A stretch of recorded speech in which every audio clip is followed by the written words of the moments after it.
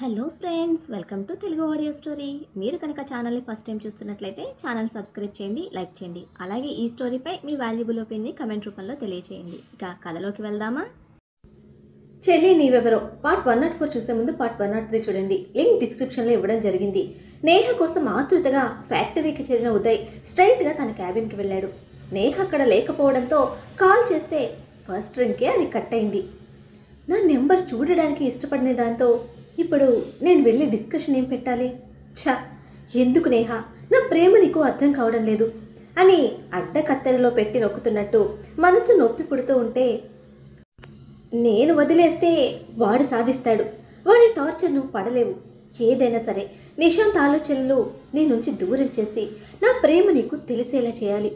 ఆ తర్వాత నువ్వు నన్ను యాక్సెప్ట్ చేస్తావో చేయవో నీ ఇష్టం. బట్ నేనైతే నిన్ను మిస్ చేసుకోను అనుకుంటూ నేహ కోసం అడగడంతో క్యాంటీన్లో ఉందని తెలిసి తన దగ్గరికి వచ్చాడు ఉదయ్. దూరం నుంచి ఉదయ్ని చూడడమే తన ఫోన్ తీసుకుని లేచింది నేహ వెళ్ళిపోవడానికి. పరుగులాంటి నడకతో ఫాస్ట్గా నేహకు ఎదురొచ్చి, మాట్లాడాలి నేహ, ప్లీజ్ అవాయిడ్ చేయొద్దు, ఒక్క ఛాన్స్ ఇవ్వు అని రిక్వెస్ట్ చేశాడు. అసహ్యం కప్పిన మొహంతో ఉదయ్ని చూడడం కూడా ఇష్టం లేనట్టు తప్పుకొని ముందుకు వెళ్ళింది Neha. Please Neha, try to understand అని రిక్వెస్ట్ చేస్తూ వెంటే నడిచాడు. తన నీడను కూడా తాకటం ఇష్టం లేనంత ఆవేశంతో ఉదయ్ని దూరంగా తోసేసి, just leave me alone, otherwise I will kill my self అని అరిచి ముందుకు కదిలింది. ఇన్ని రోజులు తన అసహ్యాన్ని భరించిన ఉదయ్కి ఎప్పుడైతే చచ్చిపోతాను అని చెప్పిందో ఇక భరించలేకపోయాడు. అది క్యాంటీన్ అన్న ఆలోచన కూడా మర్చిపోయి, నువ్వు నన్ను ప్రవోక్ చేస్తేనే స్టార్ట్ చేశాను, నా సైడ్ నుంచి తప్పు చూసిన నీకు నీ సైడ్ తప్పు చూడడం మర్చిపోయావా, లేదా చూసిన తప్పుని యాక్సెప్ట్ చేయలేకపోతున్నావా అని సహనం చచ్చిపోయి బిగ్గరగా ప్రశ్నించాడు.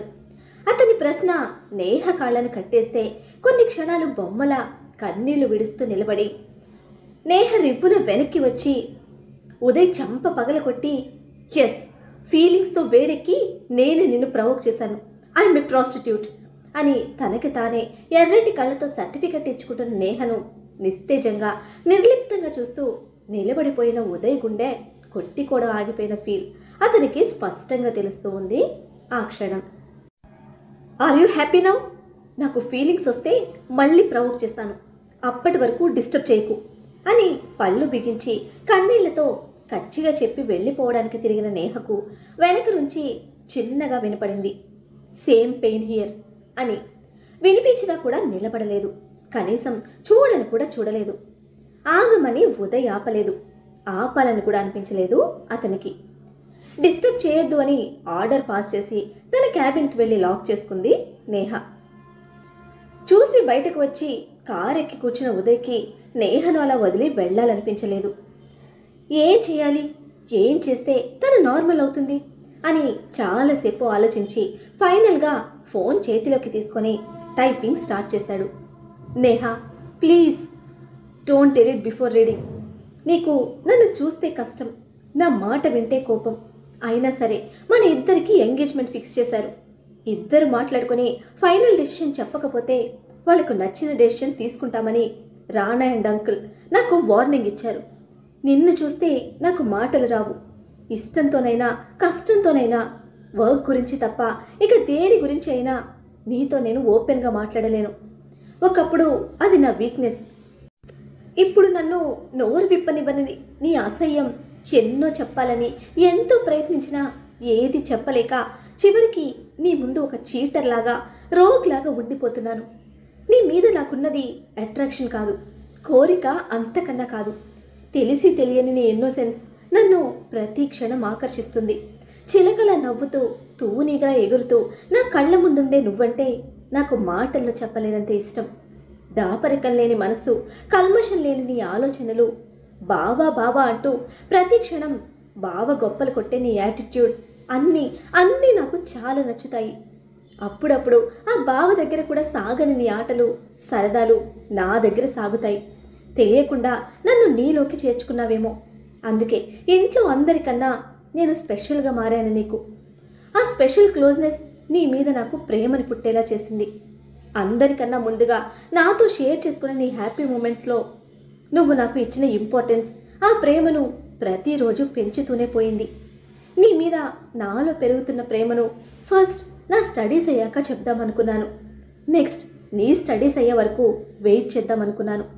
ఆఫ్టర్ దట్ ఫ్యామిలీ సిచ్యువేషన్స్ నన్ను లాక్ చేశాయి.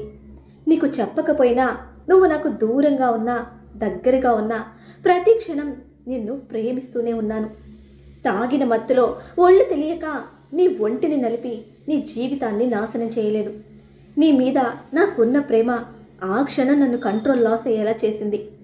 మన ఇద్దరి కలయికకు గుర్తుగా ఆ నైట్ నా సైడ్ రిబ్స్ మీద నువ్వు ఇచ్చిన నెయిల్ మార్క్స్ ఇంకా మాసిపోలేదు. మన ఇద్దరి మధ్య జరిగింది నాకు తప్పుగా అనిపించడం లేదు. నువ్వు తప్పుగా భావిస్తున్న మన కలయికని నీ కోసం తప్పు అని యాక్సెప్ట్ చేస్తున్నాను. బట్ నీకొక నిజం చెప్పాలి.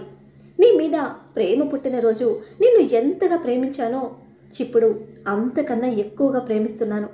నువ్వు లేకుండా బ్రతకలేనంతగా. అలా అని నిన్ను భయపెట్టడం లేదు. నాకు నీ మీద ప్రేమ పుట్టిందని నిన్ను ప్రేమించమని ఫోర్స్ చేయడం లేదు. Try to understand the situation. దేనికైనా ఒక ఫుల్ స్టాప్ ఉండాలి. మనం ఒక్కసారి కూర్చొని మాట్లాడుకుంటే ఒక సొల్యూషన్ దొరుకుతుంది. నా వైపు నుంచి ఆ సొల్యూషన్ మన ఇద్దరి పెళ్ళి. ఒకప్పటి నేహతో నేను ఊహించుకున్న అందమైన జీవితం ఇప్పటికీ నా ఊహల్లోనే ఉంది. అది నిజంలోకి రాకపోయినా పర్వాలేదు. నువ్వు హ్యాపీగా ఉండాలి. ఆ సంతోషం నీకు ఎక్కడ ఎలా దొరుకుతుందో అది నీకు అందించడానికి మొదటి వ్యక్తిగా నీ కోసం, నీ నిర్ణయం కోసం ఎదురు చూస్తూ ఉంటాను. ప్లీజ్ చదివి రిప్లై ఇవ్వు. అట్లీస్ట్ నీ డెసిషన్ అయినా మెసేజ్ చేయి అని ప్రతి ఫీలింగ్ చెప్పలేకపోయినా మెయిన్ పాయింట్స్ వరకు మెసేజ్ చేసి స్క్రీన్ ఆఫ్ చేసి ఫోన్ సీట్లోకి విసిరేసి వెనక్కి వాలి కళ్ళు మూసుకున్నాడు ఉదయ్. మూసిన కనుపాపల నుంచి జారుతున్న ఒక్కొక్కటి కన్నీటి చుక్క అతని చెంపలను తడుపుతూ ఉన్న స్పర్శ కూడా తెలియడం లేదు అతనికి. అంతగా ఆవేదనలో నిండిపోయింది ఉదయ్ మనసు. ఎలా కనిపిస్తున్నాను నేహ నీకు? ఇన్ని సంవత్సరాల మన రిలేషన్లో నువ్వు నన్ను అర్థం చేసుకుంది ఇదేనా? నీకు తెలిసిన ఉదయ్ క్యారెక్టర్ ఇదేనా?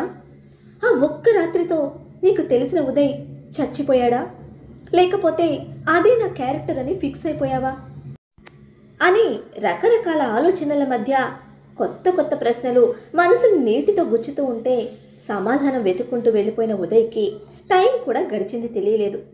రాణా నుంచి ఫోన్ రావడంతో లిఫ్ట్ చేసి మాట్లాడి వస్తున్నా అని చెప్పి కాల్ కట్ చేసిన తర్వాత వాట్సాప్ చూస్తే నేహకి పంపిన మెసేజ్ సింగిల్ టిక్ కనపడింది. నా దరిద్రం ఏంటి చిలా తగలపడింది అంటూ ఫోన్ విసిరికొట్టి జుట్టు కుదుళ్లను గట్టిగా బిగించిన ఉదయ్, టైం రన్నింగ్, నువ్వు మాత్రం కనికరించడం లేదు, ఎలా నేను నీతో మాట్లాడేది అని ఫ్రస్ట్రేట్ అవుతున్నా తన చెవికి మళ్ళీ ఫోన్ రింగ్ టోన్ వినిపించడంతో కాలితో ఫోన్ని పిచ్చి పిచ్చిగా తన్ని కార్ స్టార్ట్ చేశాడు. స్క్రీన్ మీద కనిపిస్తున్న నేమ్ ఈగో కింగ్ దగ్గరికి. ఆ next minute Neha cabin landline కొడుతున్న రింగులకి లిఫ్ట్ చేసి వస్తున్న చైత్ర అని ఆన్సర్ ఇచ్చింది నేహ. నువ్వు రావటం నెక్స్ట్. ఫస్ట్ నీ మొబైల్ ఆన్ చేయి. మీ బావ ఇప్పటికీ 4 times నీ మొబైల్కి ట్రై చేశాడు. స్విచ్ ఆఫ్ వస్తుంది. ఆ దొరగారి ఈగో తెలుసుగా నీకు. అరే ల్యాండ్లైన్ నెంబర్కి చెయ్యవయ్యా అంటే నన్ను నమిలి మింగేసేలా చూస్తున్నాడు. ఇక తప్పక మేనేజర్ని కాంటాక్ట్ చేసి నీ క్యాబిన్ నెంబర్ తీసుకున్నాను. ఫస్ట్ నువ్వు మొబైల్ ఆన్ చేసి మీ బావతో మాట్లాడు. నెక్స్ట్ మేము ఆల్రెడీ స్టార్ట్ అయ్యాం కనుక డైరెక్ట్గా షాప్కి వచ్చేసేయి అని అడ్రస్ చెప్పి కాల్ కట్ చేసింది చైత్ర. చిన్నగా నడుచుకుంటూ వస్తున్న చైత్రను కళ్ళు చిన్నవి చేసి చూస్తున్నాడు రాణా. దీనికి మధ్య పెత్తనాలు బాగా ఎక్కువయ్యాయి అని అనుకుంటూ, చైత్ర పాపలో సగం అని చెప్పాడుగా, ఆ మాత్రం గెస్ చేయలేడా? తన ఈగోకి రెస్పెక్ట్ ఇచ్చే తన పిల్ల ఎవరికి కాల్ చేసి మాట్లాడుతుందో. రాణా గడ్డం పట్టుకొని ఫోర్స్గా తన వైపుకు తిప్పుకున్న లక్కీ బాబు, అమ్మకి లెగ్ ప్రాబ్లం, లేడీలా పరిగెత్తలేదు, పిల్లిలా వాక్ చేస్తుంది, you don't count on that అని వార్నింగ్ ఇస్తున్న బుజ్జిగాడి బుగ్గన ముద్దు పెట్టి, నువ్వు మాత్రం ప్రతిదీ కౌంట్ చేయరా నా పక్కనే ఉంటూ అని మనసులో కుళ్ళుకొని, ఇలా కౌంట్ చేయకపోతే నీ బాబుని నేను కొంచెమైనా సపోర్ట్ చేయొచ్చు కదా అని జలసీతో ఉడుకుతున్న రాణాతో, నో డెవిల్ అని ఏమాత్రం మొహమాటం లేకుండా షార్ప్గా ఆన్సర్ ఇచ్చిన బుడ్డిగాడిని కళ్ళు పెద్దవి చేసి చూస్తుంది బ్యాక్ సీట్లో ఉన్న అమృత. ఆల్మోస్ట్ రాణా కూడా అదే ఎక్సైట్మెంట్లో ఐఎమ్ ఆల్వేస్ అమ్మ కొడుకు, అమ్మకే సపోర్ట్ చేస్తా అని నిక్కచ్చిగా చెప్పి చైత్ర రావడంతో తనకి సీట్ వదిలి అమృత దగ్గరికి వెళ్ళిపోయాడు లక్కీ. ఏంటి మళ్ళీ గొడవ పడుతున్నారా అని అడుగుతున్న చైత్రను కింద నుంచి పైకి కొరకొరా చూసి కారు స్టార్ట్ చేశాడు. వెనక్కి తిరిగి ఇద్దరిని చూస్తే ఏమైంది అన్నట్టు కళ్ళతోనే అడిగిన చేతులకు రొటీన్గా మా చేసి అని నొక్కి వక్కానిస్తున్న లక్కీకి వేళ్లు విరిచిన రాణాను ఓరగా చూసింది చైత్ర. చూసింది చాలు, తినే ప్రోగ్రాం ఉంటే నైట్కి పెట్టుకో అని కరిచినట్టే అరిచి కార్ టర్నింగ్లో డెవిల్ బాబు చూపించిన ఉక్రోషంతో సీట్ బెల్ట్ పెట్టుకొని చైత్ర ఎగిరెళ్ళి రాణ ఒడిలో సెటిల్ అయింది. ఇప్పుడే కదా చెప్పాను, ఎంతలోనే వచ్చి పడాలా అని లేని కోపాన్ని కురిపిస్తూ కయ్యమన్నాడు రాణా. చేసిందంతా చేసి మళ్ళీ తన మీద అరుస్తున్న బాబు మీద పళ్ళు నురుతూ మెంటల నీకు, నేను వచ్చి నీ మీద పడ్డానా? నీ ఇష్టానికి ర్యాష్ డ్రైవింగ్ చేస్తే కార్లో ఉన్న మా పరిస్థితి ఏంటి? స్టీరింగ్ పట్టుకున్నా నీ బండవాడికి ప్రాబ్లం లేదు, మధ్యలో నలిగి చిత్తయ్యేది మా బొక్క బాడీలే అని అరుపులు అందుకుంది చైత్ర. అమ్మ నాన్న ఫైట్ మళ్ళీ స్టార్ట్ అని తల కొట్టుకున్న మన బుజ్జి లక్కీగాడు అమృతకు తనకు కలిపి హెడ్ ఫోన్ సెట్ చేసి మ్యూజిక్ ఆన్ చేశాడు. ఎప్పుడైతే వెనక మ్యూజిక్ స్టార్ట్ అయిందో ఇక్కడ చైత్ర లిప్స్ డెవిల్ లిప్స్ కింద లాక్ అయ్యి నడుము మీద దరువు స్టార్ట్ అయింది. రెడ్ చిల్లీ సాస్ ఫేస్కి పెయింట్ వేసినట్టు ఎర్రటి ముఖంతో కారు దిగింది చైత్ర. తనని చూసి బెదురుగా లక్కీ హ్యాండ్ పట్టుకుని వెనక్కి జరిగింది అమృత. కిందకు దిగి కారు పైన ఒక హ్యాండ్ ఉంచి రెండో హ్యాండ్తో చైత్రను తన సైడ్కి రమ్మని పిలుస్తున్నాడు రాణా.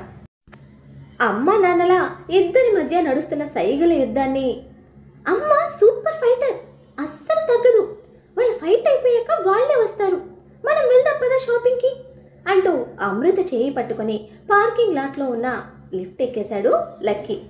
వాళ్ళు వెళ్ళే వరకు ఆగి లిప్స్ కవర్ చేస్తున్న చైత్ర ఫింగర్స్ పక్కకు తీసి అసలు నీకు బుద్ధుందా, ఇలా చేస్తే ఎలా షాపింగ్ చేస్తాను అని దొండ పండులా ఎర్రగా కందిన పెదవులు ముందుకు పెట్టి పిచ్చిగా తిడుతోంది చైత్ర. రమ్మని పిలిచిన కదలని పాప దగ్గరికి తనే వచ్చి కొత్తగా చూసేవాళ్లకు క్యూట్ అనుకుంటారు, ఆల్రెడీ తెలిసిన వాళ్ళు రొమాన్స్ అనుకుంటారు, దీనిలో దాయడానికి ఏముంది, నువ్వు ఫీల్ అవ్వడానికి ఏముంది అని ఉబ్బిన లిప్స్ని స్మూత్గా వేళ్లతో టచ్ చేస్తే మంట పుడుతుందా అని ఇన్నోసెంట్ ఫేస్తో అడిగాడు రాణా. పటపటా కురికేసి ఇప్పుడు ఏం తెలియనట్టు ఎలా అడుగుతున్నాడు అని గయ్యమంటూ దబదబ రాణ గుండెల మీద కొడుతున్న చైత్ర హ్యాండ్స్ పట్టుకొని నాకు తిక్కలేస్తే ఇలానే తినేస్తాను అన్నాడు క్యూట్ యాటిట్యూడ్ స్మైల్తో. ఏం చేశాను ఇప్పుడు నేను అని ఏడుపు మొహంతో అరుస్తున్న చైత్రను సీట్లోకి తోసి తను కూడా లోపలికి చేరిన రాణా మళ్ళీ లిప్స్ని లాక్ చేసి స్మూత్ టచెస్తో లిక్ చేస్తూ పెదవుల మంట పాప కోపాల మంట రెండిటిని చల్లార్చాడు. మూతి ముడిచి ఇక వెళ్దాం అని అంది రాణా ఒడిలో నుంచి సీట్లోకి అడ్జస్ట్ అవుతూ. ఎందుకే మాట్లాడితే దూరం జరుగుతావు అంటూ చైత్రను మళ్ళీ ఒడిలోకి లాక్కొని అసలు నీతో టైం స్పెండ్ చేయడానికే టైమే ఉండడం లేదు, నాకు ఉన్న టైం కూడా నువ్వు ఇలా దూరం పెట్టకు అని చైత్ర నడుము చుట్టి తన షోల్డర్ మీద తలవాల్చిన రాణాలో అలసట. నువ్వొక్కడివే అంత మేనేజ్ చేస్తున్నావు కదా, ముందు నుంచే చేతి వేళ్లను రాణా హెయిర్లోకి చొప్పించి నెమ్మదిగా మసాజ్ చేస్తూ నా దగ్గర మేనేజ్ చేస్తున్నావు, హెవీ వర్క్తో ఇలా అలసిపోకుండా ఉదయ్ హెల్ప్ తీసుకోవచ్చు కదా అని నొచ్చుకుంటూ అడిగింది చైత్ర. బాడీకి అలసట అనేది నా బర్త్లోనే లేదురా అని గాంభీర్యమైన స్వరంలో చెప్పిన రాణా మనసుకే అలసట తెలుస్తుంది, నా బలహీనతలు నా మనసుకి అలసటనిస్తున్నాయి అంటూ చైత్ర నడుము చుట్టూ హ్యాండ్స్ టైట్ చేశాడు. ప్రతాప్ వర్మ, అమృత, లక్కీ, నేహ వాళ్లతో పాటు ఇప్పుడు తను కూడా పేషెంట్. ఒక్కొక్కరితో ఒక్కో సమస్య, అన్నీ చూసుకుంటుంది మేనేజ్ చేసుకుంటుంది మాత్రం రాణానే. అటు ఆఫీస్, ఫ్యాక్టరీస్, వర్క్స్, ఇంకా ఇల్లు అన్ని సింగిల్ హ్యాండ్తో మేనేజ్ చేస్తున్న తనకి ఇవి చాలవు అన్నట్టు శత్రువుల కుట్రలు కుతంత్రాలు తెలియకుండా చాటుమాటుగా ఇన్ని సంవత్సరాలు తమ జీవితాలను చిత్రవద చేసిన వాళ్లను వెతికి పట్టుకోవడం అన్నిటికన్నా పెద్ద టాస్క్. దానికోసం ఎన్ని చేస్తున్నాడో, ఎంతమందితో మాట్లాడుతున్నాడో రాణా ఒక్కడిని వెతికి పట్టుకోవడానికే చైత్రకు సంవత్సరాలు పట్టింది. రైట్ నౌ శత్రువు ఎవరో, ఎంతటి వారో, ఎటువంటి వారో కూడా తెలియకుండా బరిలోకి దిగాడు రాణా. ఇందులో అయిన వాళ్ల వెంటే ఉండి వెన్నుపోటు పొడిచి తమ స్వార్థానికి జీవితాలను బలిపెట్టారు. వాళ్ళని బయటకి పంపలేడు, అలానే ఇంట్లోనే ఉంచి భరించను లేడు. తండ్రి కోసం ఓపికగా వెయిట్ చేస్తున్నాడు. అతను నోరు తెరిచి చెప్పకపోయినా కొంతవరకు అర్థం చేసుకోగలదు చైత్ర. ఎన్ని సమస్యల మధ్య ఎన్ని పీక్కు తినే ఆలోచనలు మనసుని మనిషిని కుదురుగా ఉండనిస్తాయా? నా కోసమే కదా అని లో గొంతుకులో అడిగిన చైత్ర వాయిస్లో చేంజ్కి కళ్ళు పైకెత్తి చూశాడు రాణా. అప్పటికే నీళ్లతో నింపేసిన ఆ కళ్ళను చూసి ఫస్ట్ ఆ కుళాయి కట్టే అని కసిరాడు చిట్లించిన మొహంతో. ఇది ఎప్పటిలా మామూలు ఏడుపు కాదు అని గట్టిగా అదిమి పెట్టి కళ్ళు తుడుచుకుంటూ ఉంటే, స్పెషల్ ఏడుపైనా నాకు అక్కర్లేదు, నవ్వుతూ ఉండు, సగం స్ట్రెస్ పోతుంది అంటున్న రాణా ఫోన్ వైబ్రేట్ అవుతూ ఉంటే స్క్రీన్ మీద నేహ ఫోటో చూసి నేహ వచ్చింది, వెళ్దాం అని అన్నాడు. ప్రాబ్లం లేదు కదా అని స్ట్రెస్ చేసి అడిగింది. పైకి ఎక్స్ప్రెస్ చేయలేని తన భయాన్ని బాధని హోల్డ్ చేస్తూ అడిగిన పాప ప్రశ్నకు వివేక్తో మాట్లాడతావా అని ఎదురు ప్రశ్నించాడు రాణా. ఆ ప్రశ్నకు తీక్షణంగా చూసిన చైత్రకు వివేక్ చేతుల్లోకి వచ్చాడని అర్థమవుతూ ఉంటే, నన్ను చూడగానే దెయ్యమని భయపడ్డవాడితో మాట్లాడడానికి ఏం లేదు, మెయిన్ విలన్ దొరకగానే చెప్పు, అప్పుడొచ్చి మాట్లాడతా అంటూ సైడ్కి తిరిగి డెవిల్ బాబుని గట్టిగా హక్ చేసుకొని అంతే గట్టిగా లిప్స్ మీద కిస్ పెట్టి I love you my dear devil, ఫాస్ట్గా ఫినిష్ చేసుకుని ఫాస్ట్గా వెళ్ళిపోదాం అనేసి తన మాటకి సన్నగా సాగిన రాణా పెదవులను చూస్తూ కార్ దిగింది. ఆ నవ్వు వెనుక ఉన్న బాబు ప్లాన్స్ మన చైత్ర పాపకు తెలియదు కదా మరి. తన ఆశ తెలిసి నవ్వుతున్నాడు అనుకుంది. వీళ్ళకి దూరంగా కారు పార్క్ చేసిన నేహ చైత్ర దిగడంతో తనను చూసి దగ్గరికి వచ్చి ఒక్కదానివే వచ్చావా అని అడిగితే, మీ తాటి చెట్టు బావ కనిపించడం లేదా అని అప్పుడే కార్ దిగి నెక్స్ట్ సైడ్ నుంచి హెయిర్ సెట్ చేసుకుని లేట్గా బయటికి వచ్చిన రాణాను చూపించింది. తాటి చెట్టు అన్నదానికి గుర్రును చూసిన బాబు చూపుల్లోని వేడికి వామ్మో అలవాటైపోయి అందరిలో మాట్లాడేస్తున్నా, ఇప్పుడు దొరికాను, ఇంకో రౌండ్ వాయిస్తాడు అని రా వెళ్దాం అంటూ నేహ చేయి పట్టుకొని తొందర పెట్టింది చైత్ర. హే కంగారు, స్లో అని వెనక నుంచి రాణా చెప్తూనే ఉన్నాడు. ఫాస్ట్గా వెళ్ళి నేహతో లిఫ్ట్ ఎక్కేసింది. రాణా లిఫ్ట్ దగ్గరికి వచ్చేలోపు డోర్స్ క్లోజ్ అవ్వడంతో హే అని చిన్న పిల్లలా ఎగురుతున్న చైత్రను విచిత్రంగా చూస్తూ వాట్స్ గోయింగ్ ఆన్ అని క్యూరియస్గా అడిగింది నేహ. నథింగ్ స్పెషల్, ఎప్పటిలా అమ్మ నాన్న ఫైట్ అనేసి కన్ఫ్యూజన్తో పెద్దవిగా మారిన నేహ కళ్ళను చూస్తూ తన నోరు జారిన దానికి అబ్బా అని తల కొట్టుకున్న చైత్ర, మీ బావ వల్ల నా కంగారు డబుల్ అయింది అని గొల్లుమంది. మరి ఉదయ్ పంపిన మెసేజ్ నేహ చూసిందా? షాపింగ్లో అయినా ఉదయ్కు నేహతో మాట్లాడే అవకాశం వస్తుందా? నేహ విషయంలో రాణా ఇన్వాల్వ్ అవుతాడా? రేవతి మ్యాన్షన్లోకి ఎంట్రీ దొరికిన నిశాంత్కు అమృతపై ప్రేమ మళ్ళీ చిగురిస్తుందా? ఇప్పుడు నిశాంత్పై అమృత అభిప్రాయం ఏంటి? ఏం జరుగుతుందో తెలుసుకోవాలంటే నెక్స్ట్ ఎపిసోడ్ని ఫాలో చేయండి. అలానే ఈ ఎపిసోడ్ని లైక్ చేయడం మాత్రం మర్చిపోకండి. Bye friends.